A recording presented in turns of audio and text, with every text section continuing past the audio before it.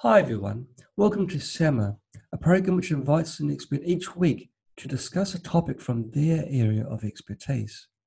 This week we are delighted to have Dr. Navaz Habib to tell us about the vagus nerve.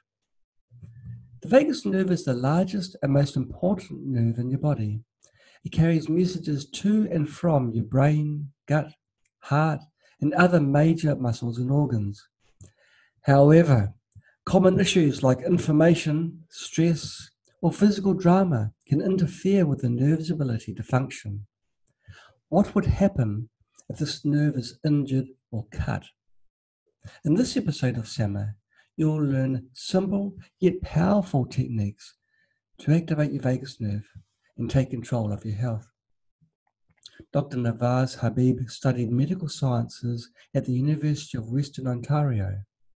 Upon discovering functional medicine, he uncovered the root causes of his health conditions and overcame them using simple lifestyle changes and daily practices, like standing during interviews.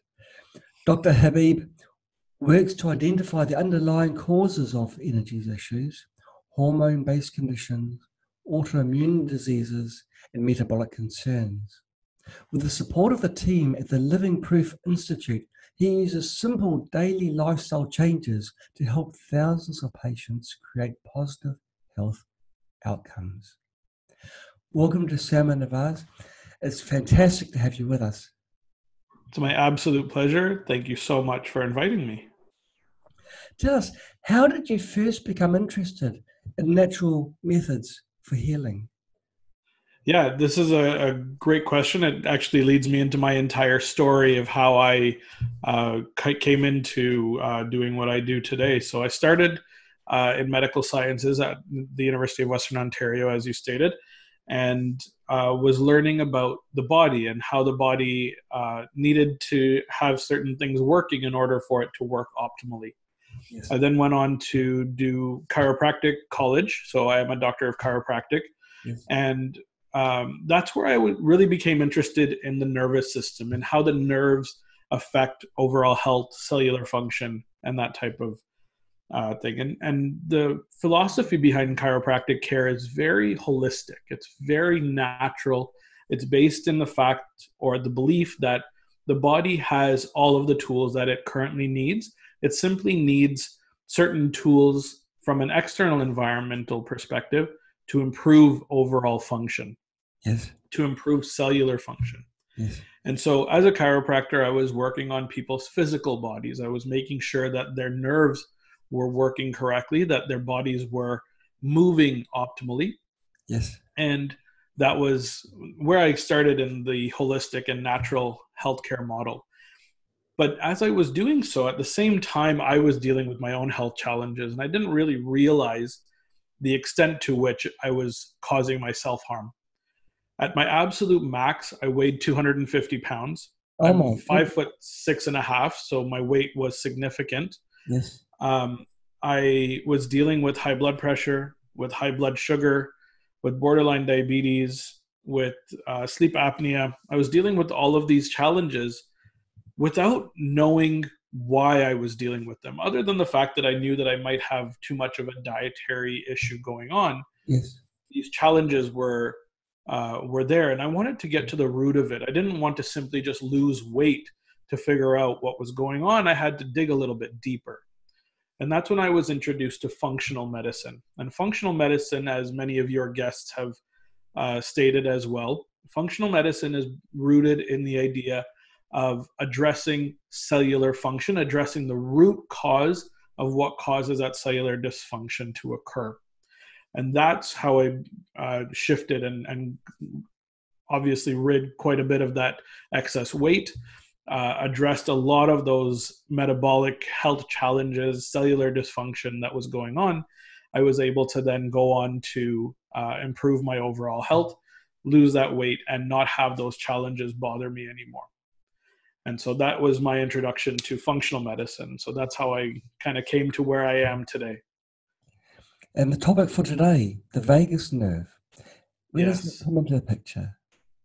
So the vagus nerve has always been a really interesting thing to me.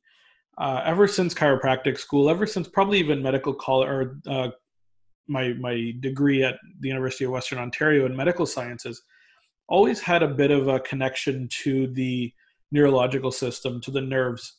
And there was always that one nerve that kind of stuck out to me. And as a chiropractor, I initially thought about the sciatic nerve and how it affects pain in the back and the lower back and into the leg.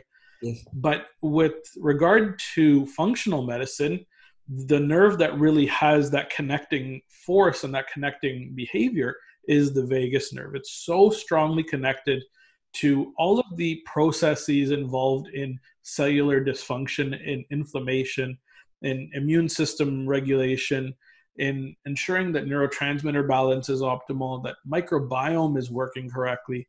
It kind of incorporates all of that, and it's that connecting piece between the gut and the brain. So the vagus nerve is like the mother vein. That's the one of the big players. Yes, absolutely. If there were a few nerves to kind of state as being the most important nerves in the body, the vagus nerve would be amongst the top. Absolutely. Okay. Physically, what is the vagus nerve?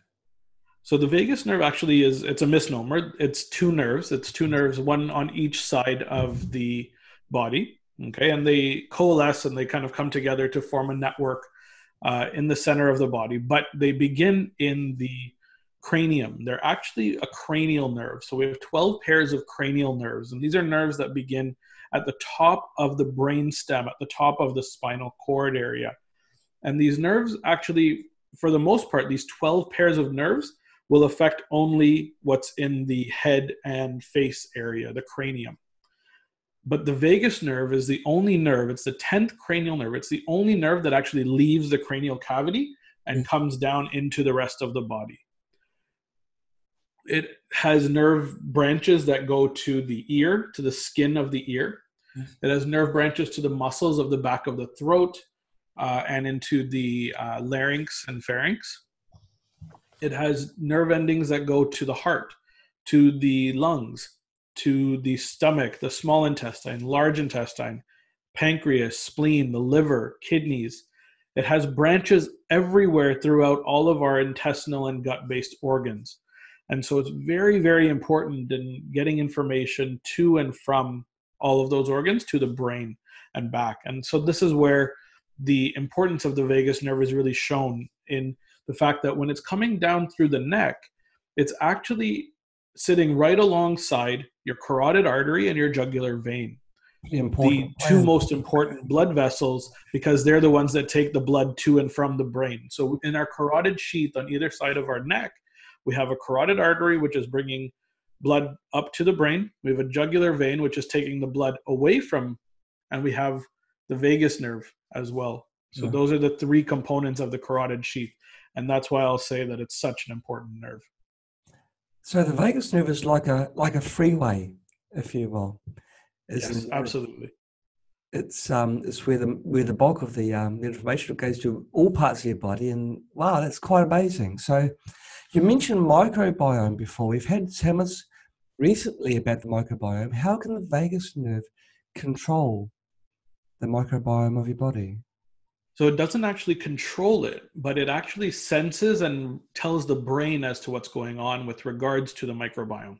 Okay. And this is where it's really important to understand the gut-brain axis. This is where the microbiome affects the brain, but it affects it through the vagus nerve being one path, and then through the bloodstream and the hormones as a secondary path. But that primary path by which the gut affects the brain through the microbiome is through the vagus nerves. Gosh. Well, it sounds quite good. What on earth can go wrong? Absolutely. It's a great question. And this is where we can get into all of the conditions that are associated with vagus nerve dysfunction. And inflammation really is at the root of this. So when the microbiome is affected in some negative way, when there's some level of imbalance, if there's parasites that show up, worms that show up, if there are bacterial imbalances or yeast, then what tends to happen is in the gut, we have an inflammatory response. Our immune system starts to create some sort of immune response. And so our cells start saying, hey, it's time to be on high alert. Something is occurring that should not be occurring. Yes. And so what it's going to do is it's going to send a signal through the vagus nerve to the brain saying something is going on here. Right. Okay, that there is something going on. But at the same time, that inflammatory process is occurring in the gut and in other parts of the body. Yes.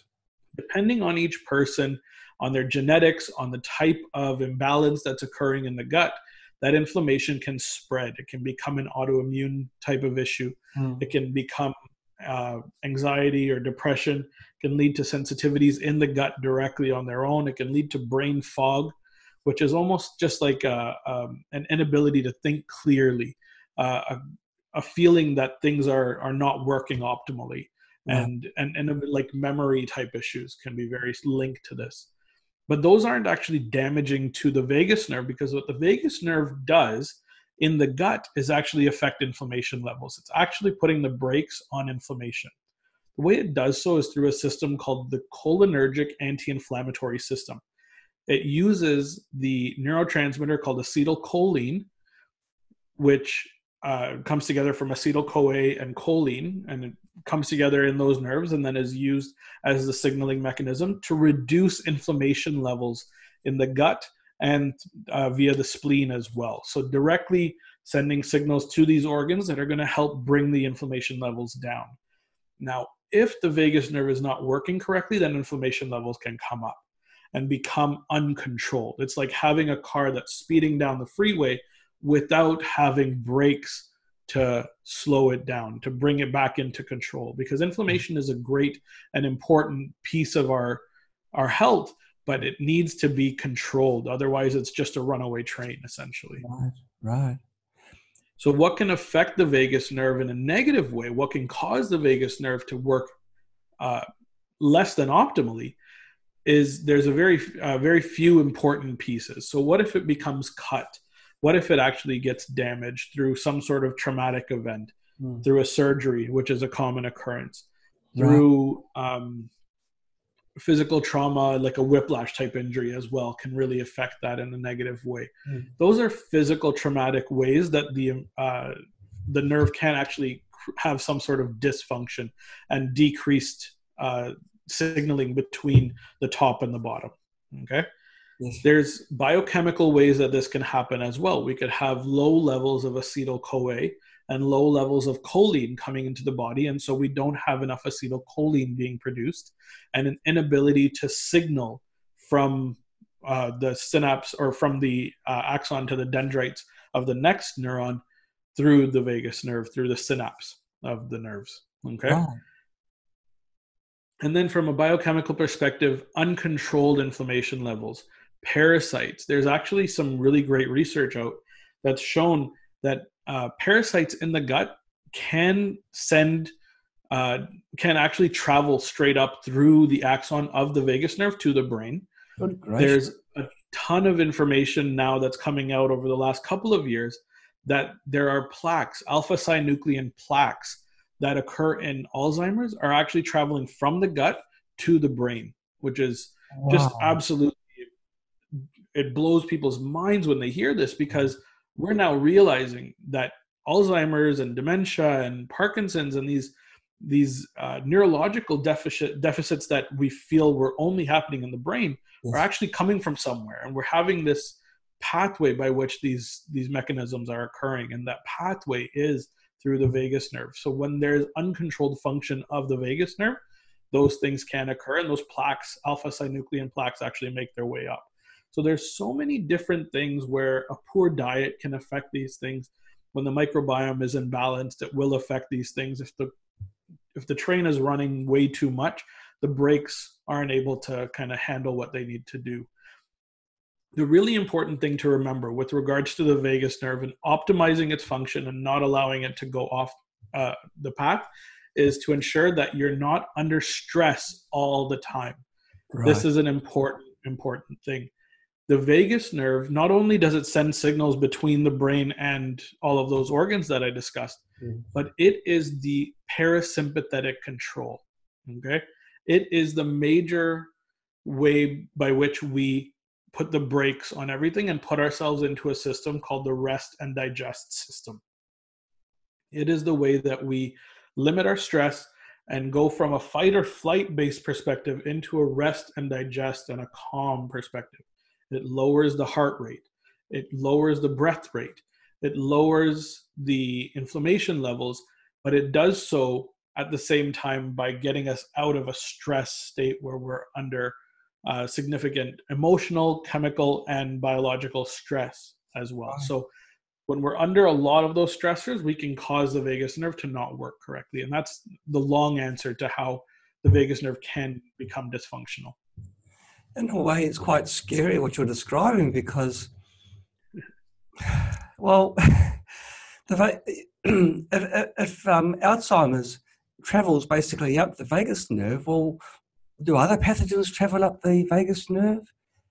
You know, it's a very great question, and there's a lot of research coming out recently. There's so many people that have realized just how important the vagus nerve is in the conditions that we've talked about, and yes. And realizing that there could be so many more answers out there if we just look at this nerve, which for such a long time in the medical community has been overlooked. Absolutely. Well, most people, I guess, including myself, would have lived life without really thinking of losing any sleep over their vagus nerve, or really realizing what the vagus nerve is and how to spell it even. It could be a body part that comes into the spotlight over the next few months. It is actually. It's certainly becoming more in the spotlight because people are realizing the importance of it. It's really coming out as that connecting point between the gut and the brain. And now because we understand so much more about the importance of the gut, we're now realizing when the gut is off, how does that signal get to the brain? Well, the most common path, the most direct path is that freeway that is the vagus nerve. Yes. They say that the gut is the largest immune organ.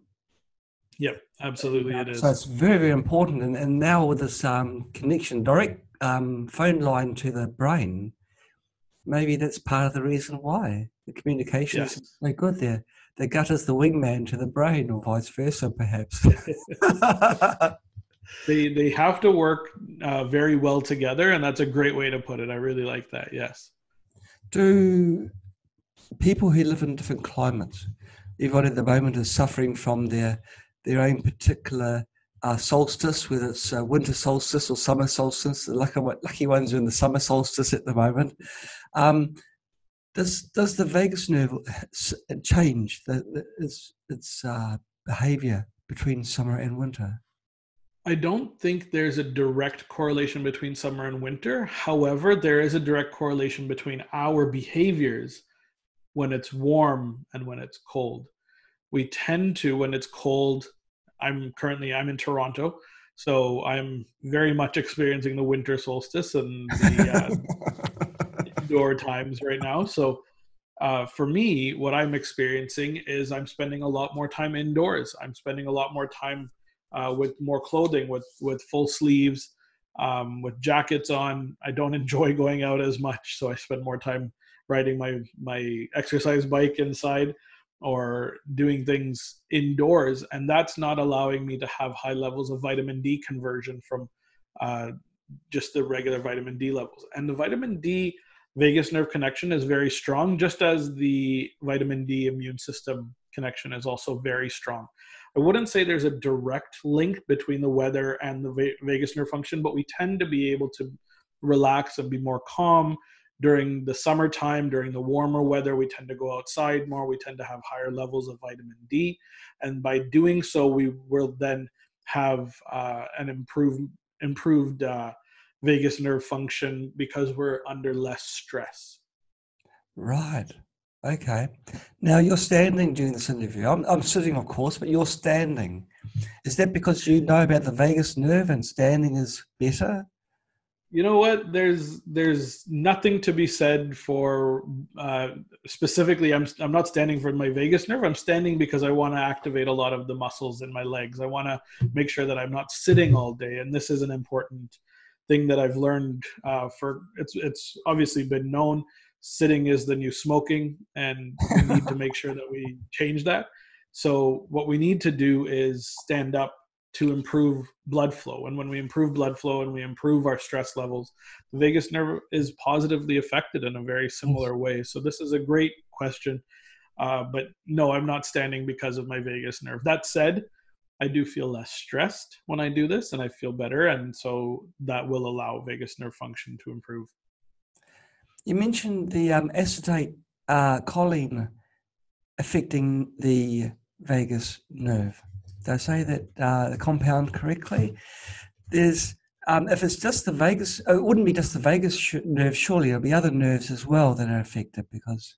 Yeah, acetylcholine is the neurotransmitter by which the vagus nerve sends all of its signals, but it's not the only nerve by which those signals are sent. The acetylcholine actually is also the neurotransmitter that's used by the muscles, the motor neurons, the nerves that send signals to the muscles of our body. So all of our skeletal muscles, all of the muscles that I'm using by standing up right now, the muscles in my arms and legs, whenever I want to move, that signal that's being sent through that nerve is signaling using acetylcholine, as well as some other nerves as well. But the major neurotransmitter for movement is acetylcholine. Okay. You touched us briefly on brain fog. I'd like to dip our toes in this a little bit more. People that have Lyme disease, do you think that their vagus nerve may be damaged? So I'm going to speak a little bit about what causes vagus nerve dysfunction, the conditions that it's associated with. So vagus nerve dysfunction is associated with any of the organs that are linked to the vagus nerve. So the vagus nerve connects, like I said, to all of the organs below the diaphragm: small intestine, large intestine, stomach, gallbladder, pancreas, liver, kidneys, spleen. It's also affecting the heart and the lungs as well. And so it's very, very important to assess the function of all of these. And so there's ways to know whether the vagus nerve is working well or not. We'll talk a little bit about those. But the condition the pancreas is the most common one, but having low levels of digestive enzymes can be a big issue as well. So affecting vagus nerve function in the pancreas, we're going to potentially have type 2 diabetes. We're going to potentially have issues with metabolic dysfunction is strongly associated with it as well. We also have that reflex in our small intestine that sends a signal telling us that we're full in our stomach and our small intestine to our brain. And that fullness factor is also through vagus nerve and the stretch receptors in those organs. Our stomach will stretch out when we have enough food, and that signal will be sent through the stretch receptors to the brain. When we have low vagus nerve function, that stretch receptor signal will not be sent through. So having issues where we overeat or undereat, having issues where we have blood sugar dysfunction can be a very big sign of this as well. So really important to look into pancreatic function. I think we have John back. I'm not sure whether I'm back or not. Yeah, it's annoying when the internet is a little bit naughty like this. But no problem, John. I wanted to let you know I continued on a little bit and started talking about. Yes, in fact, there's talk on this side of having you as the Samaki host. Not at all. I would never want to take your place this way. No, you did it magically. Thank you for that. No problem. So I was speaking a little bit about the organs that are affected and the conditions that are associated with it as well. Yes, it's quite broad spectrum, isn't it? There's nothing that the vagus. It is. And I was talking a little bit about the pancreas right now, and I can talk about liver as well. The liver is very, very important in our bodies. Our liver has 500 some odd different functions, and the signal that's sent from the liver to the brain is very much a status signal telling us what's going on, what's coming in, are things working correctly in the liver. Detoxification being the most important of all of those functions, and biotransformation, the ability to get rid of toxins. So we're able to look at those things. If we have poor liver function, that can be a sign of vagus nerve dysfunction, or the inability to send that signal as well is very important. Right. Wow. Well, what can we do about it if your vagus nerve is not functioning correctly? Is it like one of those things we can't do much about, or can we be proactive? That's exactly why I wrote my book. So the book is called Activate Your Vagus Nerve. Yes. And I wrote that book specifically because there are so many different things that we can do, the vast majority of which are at absolutely no cost to us. It's very, very good to determine how we can address it. But before we can figure out how to address it, we have a really great question here. How would you discern whether the vagus nerve is operating suboptimally? So we want to figure out vagus nerve function. Is it actually working well or not? Yes. There's a couple of different tests that I have my clients do, one of which is a very simple test to do. It is not a specific vagus nerve function, but function test, but it's a great way to see if our gut and our vagus nerve are working well. Right. And that's called the bowel transit time test. And I outline these tests in the book completely. But with the bowel transit time test, a very simple way to do this is to take some white sesame seeds or some yellow sesame seeds and take a spoonful of them raw and toss them into water and take a sip of that water without chewing those seeds. And you're going to mark down the time at which you swallow or drink those seeds. Yes. And then what you're going to do is you're going to keep an eye out for those seeds as they pass through your body and see how long it takes for them to start to show up in your stools. Okay. And that's why you want to make sure that you choose the white sesame seeds and not the black sesame seeds, because you probably won't see them. Enough detail. And so it's very important to start to mark down the moment you start to see those seeds in your stools, mark down that time. And the moment you finish seeing them, because it may actually spread over a period of time. Our bodies don't have the enzymes to break down the shell of these seeds, the outer layer. Okay. And so that's a great way to see how long it takes to get down. It's called the bowel transit time test. Okay. So with that, you're looking for that time to be anywhere between 16 and 24 hours. Okay. Anything less than 12 hours, anything that's like 10 hours or so is suboptimal. And anything more than 24 to 36 hours is a sign that it's moving too slowly. That's a really simple test anybody can do at home to see not only if vagus nerve is working well, because if it's working well, we're going to have good movement and things happening between kind of that 16 to 24 hour period. Whereas if it's not working optimally, then the times will be off. Now, that said, the best way, the number one most effective and most accurate way to check vagus nerve function is through heart rate variability, HRV. And so there are tools out there that you're able to help with that. I have an Oura ring, a ring that actually tracks my heart rate variability while I sleep, that actually tracks the time between beats of my heart. And when we have the time between beats of the heart, we're able to see the variation between that. I'm not going to get into a whole timeline to be able to understand what that means, but HRV is a really important thing to look at.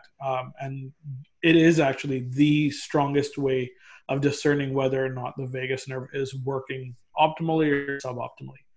Here's the key. With HRV, lower numbers are worse, higher numbers are better. We want high variability. We want that the millisecond time between those beats to vary. We want a lot of variation. We don't want it to be rhythmic beats of the heart.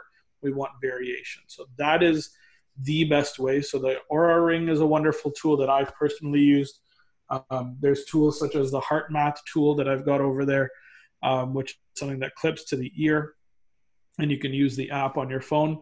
As well, we have I've got my tool over here as well, my Elite HRV app right here that connects to my phone as well. So I'm checking my HRV in many different ways, but this is simple. Put your finger into the machine and track it on the app and sit for a minimum of 3 minutes to be able to see what the numbers are like, and then be able to look at those numbers over a longer period of time as well. Right. Wow.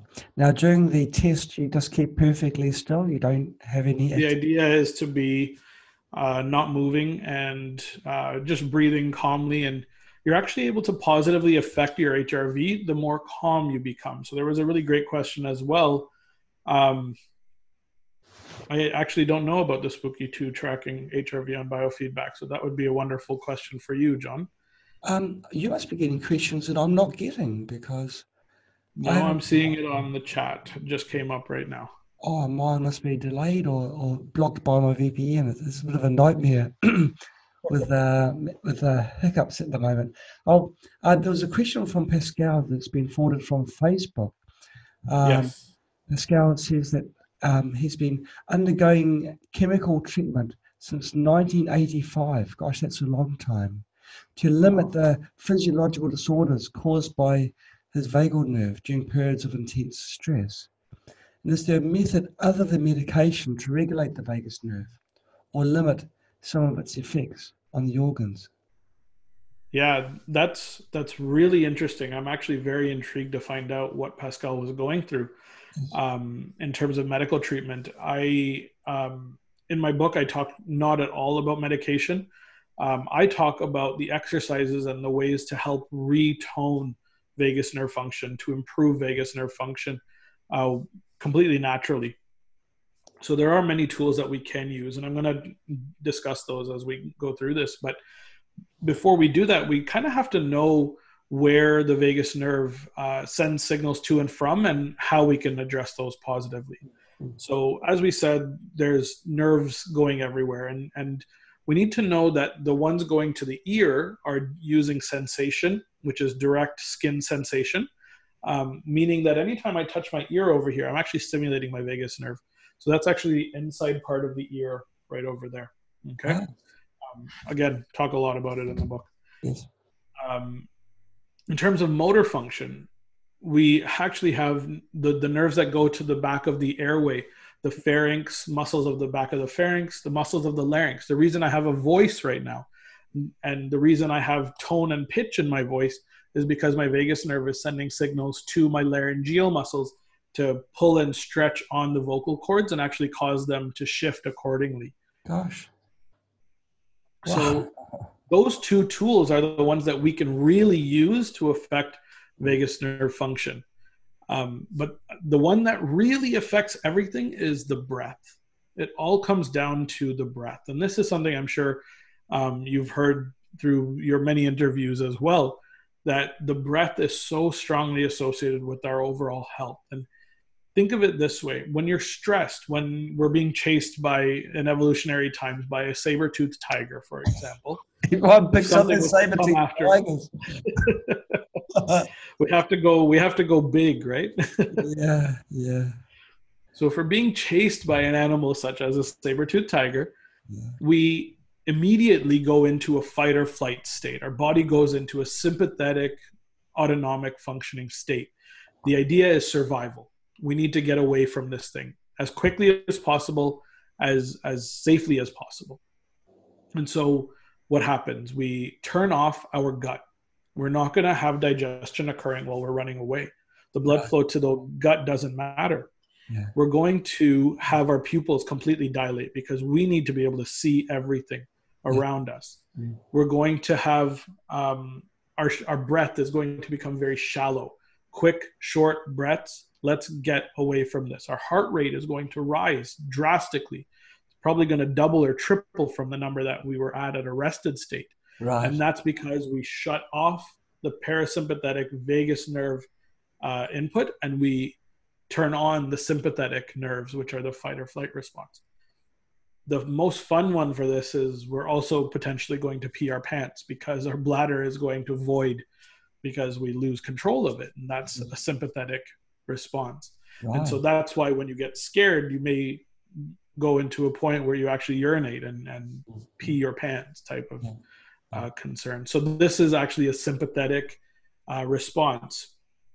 So that happens when we're under stress, being chased by a lion, but our body doesn't know the difference between a physical immediate threat to our survival stress and the stress that we put on ourselves by being under artificial light all day, or the stress that we put on ourselves by sitting at the computer for 16 hours at a time. Right? Those stressors are all the same. And so what our body's doing when we're under those stressors is we're putting ourselves into a sympathetic state for a long period of time. And so what can we do? We can actively shift ourselves back to that parasympathetic state using our breath. Our breath is the key to this. And so when we get stressed out and worried about this saber-toothed tiger that's chasing us, our breath becomes shallow. When we become relaxed, we calm down. We go into a deep, calm, belly breathing breath. The vast majority of people breathe incorrectly. Yoga teaches us about this. Pilates teaches us about this. There's so many practices. Wim Hof method teaches us about this. We are not breathing using our diaphragms generally. Most people are breathing using their muscles of their chest. That's why we tend to have very tight muscles in our upper back and shoulders, because we're using our accessory breathing muscles, not our diaphragm, our muscle below the chest here. Yes. So when we're breathing with our belly, when we're having our belly expand and contract correctly, we are able to take ourselves to a calm state. We're able to bring ourselves down and allow ourselves to go into that parasympathetic state. And so the breath really is the way that we can affect autonomics as quickly as possible. Anytime you become stressed, what I have my clients do, they're sitting there with me, they're telling their story, they're getting really, really riled up, and all of a sudden I say, okay, close your eyes. Let's take 3 short or long, deep belly breaths. And we go through this, and it's literally 3 breaths. It probably takes us about 30 seconds to do this. And all of a sudden, the energy shifts, and they become calm and relaxed and parasympathetic and vaguely toned. But too many of us are sitting in that state all the time. So we need to shift towards that parasympathetic, and that's an easy way to do it. So the breath is the number one way. Yes. Now, if we have issues going on, like Pascal's been going on for so many years, where these conditions have been there and the vagus nerve is just not working correctly, well, we need to tone that nerve. We really need to get it working correctly. Right. So this is where we can use the muscles, the muscular function of the vagus nerves for the laryngeal and the pharyngeal muscles. We can use the sensation in our ears to affect those things. So in terms of treatment, the top 3 things that I'll have people do is to breathe optimally. Yes. Gargling. Gargling is a wonderful, wonderful way to tone those muscles and get vagus nerve function optimized. So what I have people do is anytime they're brushing their teeth, morning and evening, what you're going to do is keep a glass beside your sink as well. And you're going to use warm water and some salt. And you're just going to go and gargle that as hard as you can using the muscles at the back of the throat. And what you have to do when you're gargling is you have to keep your airway open, but at the same time, you're using your vocal cords. Okay, to try to not let anything go into the epiglottis and not choke while you're gargling, you need to use both sets of muscles. And so this is a wonderful tool to stimulate from a muscular perspective, getting those things working. Wow. Simple things anyone can do. Exactly. And then the last one, to get the ears affected, is not just to go and sit there and play with your ears all day. That would be interesting, to say the least, if you were to walk by somebody on the street as they were itching their ear for 10 blocks.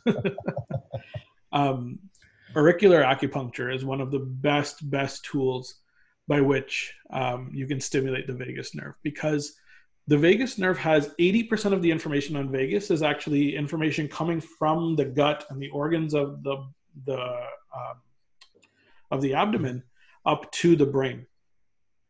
20% or 15% is actually information going from the brain to each of those organs. 3% of the information on the nerve is to the muscles of the back of the throat and to the larynx. And then 2% or that last little bit is sensation to the ear.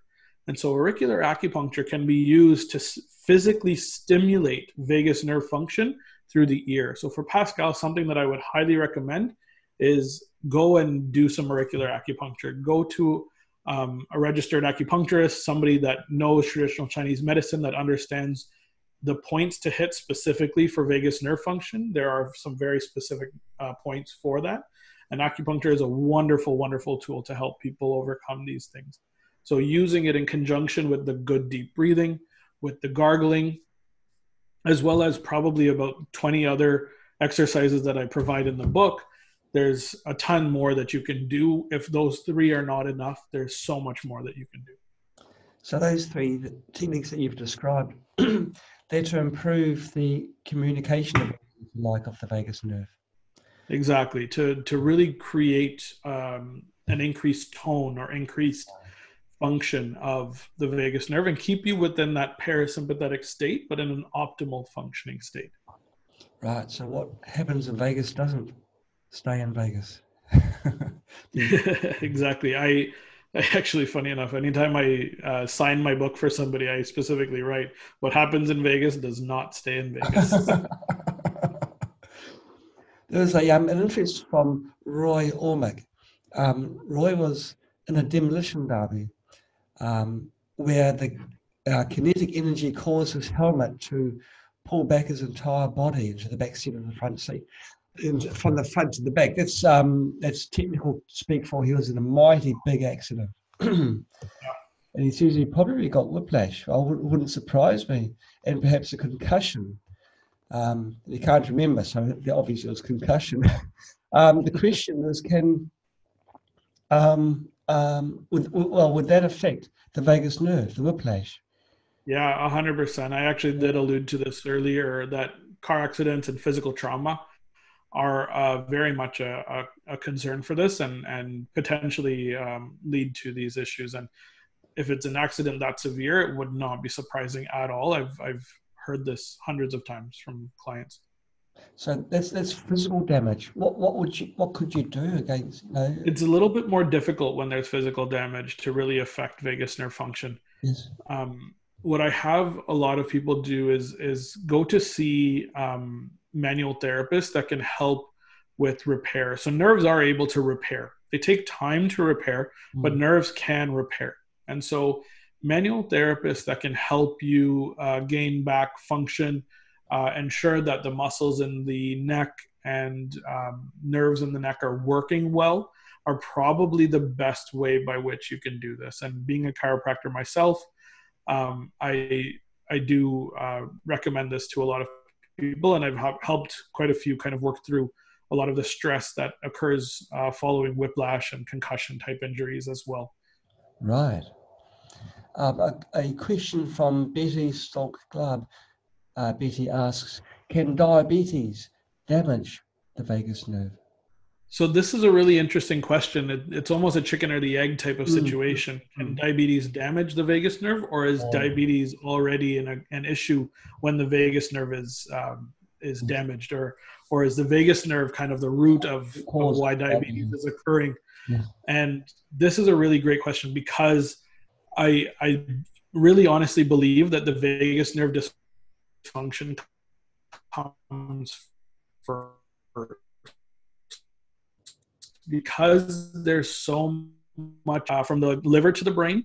Those are the organs by which we're actually testing the blood sugar to see what the blood sugars are like. And if we can't signal up to the brain to say this is what's going on, then we have dysregulation occurring. So vagus nerve function is strongly, strongly associated with type 2 diabetes and insulin resistance. And I talk a lot more about that in the book. I go really in depth with that. Wow. Sounds like your book is a must read. I think so. A question from Troy Thibodeau. The question reads very much like the comment from Roy Ormick just earlier, where Troy describes a major accident that fractured his C2, C3, and hyperextended, stretched all his ligaments on the right side of his head from the impact. Isn't life grand? And 20 years later, he's been diagnosed with lupus, an autoimmune disease, inflammation and pain. Now, he's asking the question that I'd say almost certainly a yes. Could my vagus nerve have suffered damage as well? Yeah, there's about 100% chance of that. Yeah, 100% chance. Autoimmune disease starts in the gut. This is a really important thing for people to understand. I know you recently had a guest on that was talking about autoimmunity, and that's a really important factor here. Yes. The inflammation levels that go around and actually trigger SLE, like lupus, for example, or other autoimmune diseases, the inflammation comes from the gut. And so it could be linked strongly to gut dysfunction based on dietary factors, based on microbiome issues. But the lack of ability to control the inflammation is coming through the vagus nerve. And the damage that you suffered, Troy, is probably linked to that directly, and probably the reason why your foot is off the brakes and why the inflammation and immune system function is just through the roof. So doing a lot of these exercises and following through a lot of these basic tools can be very helpful, in addition to making some dietary changes. I'll never ever say that the exercises that I give are the end all and be all. Everything is important. 70% of our health is dictated through our environment. And that includes our diet, that includes our stress levels, that includes just the room that we're in. The reason I'm in a very clean and crisp room is that affects my stress level. And when it's very messy, we tend to become a little bit more stressed out. And so all of these things really affect us. And that's why it's about as clean as it can possibly be right now, especially because I'm on video. I was just going to mention how wonderfully clean your room looks, especially compared to mine. The diet side, which was something I was just about to ask. If someone's got a compromised vagus nerve, if the health of the vagus nerve is reduced, let's say they've done the poppy seed test. Yes. And it's taken 36 hours for it to go from point A to point B. What can you do about it with regards to your diet? What things are good for the health of the vagus nerve? Here's the question. What's bad for you? Well, things that are bad for me are things that taste the best. Hyperpalatable processed foods, right? Oh, yeah. Yeah, the things that affect our microbiome, right? The things that taste the best, or the things that cause us to feel like they taste the best, are the ones that we need to avoid. Those are hyperpalatable, hyper-processed foods. Yes. Those foods are actually causing the imbalances in our microbiome. Those environmental triggers are what's causing these things. So what we really need to do is stay away from the sugars, the processed foods, the highly processed things with the high fructose corn syrups and the excess salt and all of those foods. That's what we need to stay away from first. Before I recommend going paleo or vegan or keto or anything along those lines, the key is cut the crap. Right? So the diet that I recommend to people is green, clean, and lean. Okay. That's the first thing you want to do. You want to make sure that you limit processed food. I've gone through it, lost enough weight to know what those foods taste like and what real food tastes like. And when we look at the health of communities like in the blue zones, for example, they're eating a primarily green, vegetable-based diet with some meat, some eggs, lots of fish, good fats. They're making sure that those things are happening. But green is the key to all of these, making sure that we're getting nourishment through these vegetables, through these fruits that are available to us locally, that are from the ground, that are organic where possible, that are naturally grown as close to you in your climate that you're living as possible.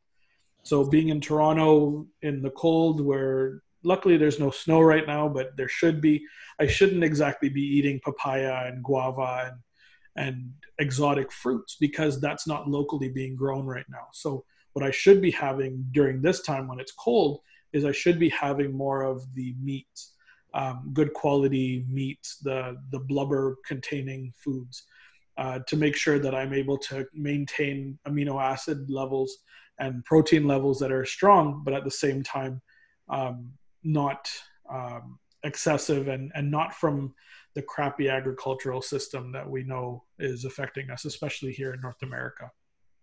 So that's where I'll go into the clean. And then the lean is we want to make sure that the meat that we're having is good quality meat. If we're going to be having meat, not everybody needs it, but not everybody doesn't need it.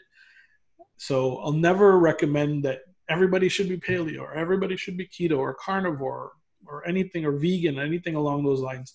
There's not a single diet that's right for everybody. Yes. The key is green, clean, and lean. Okay. You mentioned about eating local produce. Now, I'm guessing it's more than supporting local industry. Yeah, absolutely. What is the reason behind that? The reason for that is when we eat locally, we're actually eating things that grow in the climate that we're living in. Yes. And so with globalization and with how the agricultural system works right now, my body right now in the wintertime in Toronto should not be eating avocados from warm Mexico. My body shouldn't have those nutrients coming in at this point because it's not built for that during this time. If I was sitting on a beach right now, I'd have no problem having these avocados and exotic fruits if I was in that warmth. But when you eat locally, what you're doing is you're setting your body up for what's necessary during that time for your body's function. You're not allowing it to say those inputs are almost like information as to where you're living right now and what your body should be doing. And so if you're eating locally, you're getting that information as to where you currently are, and it'll set your cells up with the right specific tasks for those cells to do so that you function optimally for that local environment. Right, that makes sense. Makes a lot of sense. Yeah. A question from one of our online participants. They're asking, how do you discern whether the vagus nerve itself is operating suboptimally? But I guess the poppy seed test is that specific test. The poppy seed is the easiest one, or it's actually sesame seed test, but that is the easiest one to do at home. Yeah. It's not a direct vagus nerve function, and that's the one that I was talking about with regards to heart rate variability testing. So I'm not actually sure if the Spooky 2 has it, tracking HRV via biofeedback. I'll turn my VPN off and see if the message comes through, because I didn't receive that question. Is that in the chat section of the of Zoom? On the chat of the Zoom here from M. Herb. Oh, okay. So no, I never got that message. Heart rate variability is a time between beats and the variation of that beats averaged over a period of time. Heart rate variability is a direct sign of vagus nerve function. The vagus nerve, it really is the mother vein then, or the mother nerve. Yes, it absolutely is the mother nerve. It has so much to do with stuff, and it's so easily overlooked. It's very, very important to know this, yes. And it would appear that so many things can cause it to misfunction. It can be damaged. It's really got to be something we want to watch out for. Like a lot of people have been through injuries, whiplash, accidents, and what they're thinking about is the structure, the bones more, yes, and the muscles as a close second. And that's where the story ends. Yes. But this communications highway, which has got the name vagus nerve, is probably more important than those two. Probably. Gosh, because if it's malfunctioning, the whole system falls down. Absolutely. It's overlooked so easily. And not only by us when we get into these accidents or these physical traumas, it's easily overlooked by our doctors. They're tending not to focus on these these tools that take a little bit more time. And that's why I was so adamant about writing this book and getting this information out to people. Once I knew that there is a positive effect, that I was able to affect a lot of my patients' health, people that are dealing with autoimmune diseases, anxiety, brain fog, and gut sensitivities, and diabetes, and a lot of these conditions are linked to this nerve. And so I'm not saying that the nerve is the epicenter, that this is the thing that needs to be fixed, but it's often overlooked in allowing us to get back to normal. And so what we need to do is address the environment, address the diet, and address the stress, but address the vagus nerve at the same time, and that's where we get the best results.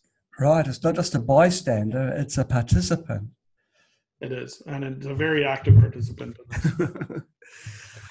Where can people find more information? Where can they buy your book? You can buy my book anywhere on Amazon, on online. It's available at pretty much any bookstore, I believe, in North America. In Asia, I don't know. I believe it is being translated into a couple of new languages this coming year, or in 2020, which we're now in.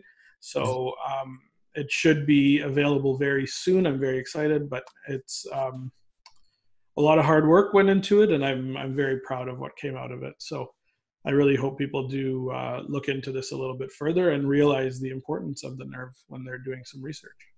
Well, the trick of restoring your body's state to a natural state of health and well-being and having the energy is to understanding, and your book can be key to that.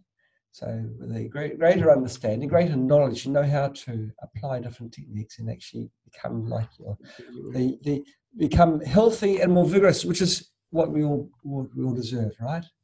Absolutely. And M. Herb is asking the name of the book again. The name of the book is Activate Your Vagus Nerve, and Vagus is spelled V-A-G-U-S. Vagus, V-A-G-U-S. Okay. Sounds like a fantastic book. Well, I'd like to thank you so much for coming on to our show, explaining to us the importance of the vagus nerve, how central a role it plays in our body. Before the interview, I was thinking, well, vagus nerve, really? A whole hour about a nerve? But what we've talked about, we haven't really finished it, have we? We haven't covered it properly in the hour that we've had, because there's more to it. And so it's opened my eyes, and I'm sure it has as well for a lot of our viewers. So I do recommend that you get the book and read up and find out these simple techniques you can use to exercise your vagus and get it to be functioning as it should be. Absolutely. It's my absolute pleasure. Dr. Habib, thank you so much for coming on our show. It has been terrific having you on. It's been very enjoyable. I'm very glad. Thank you so much for having me. I'm glad to be able to share this with the audience and get this information out and help as many people as possible. So thank you again. Thank you. Okay, you take care. Enjoy your winter solstice, and let's hope summer comes soon, so you can start having those summer fruits. Okay, you take care. Take care. Happy New Year. Thank you. Happy New Year to you and to all of our viewers. Bye-bye.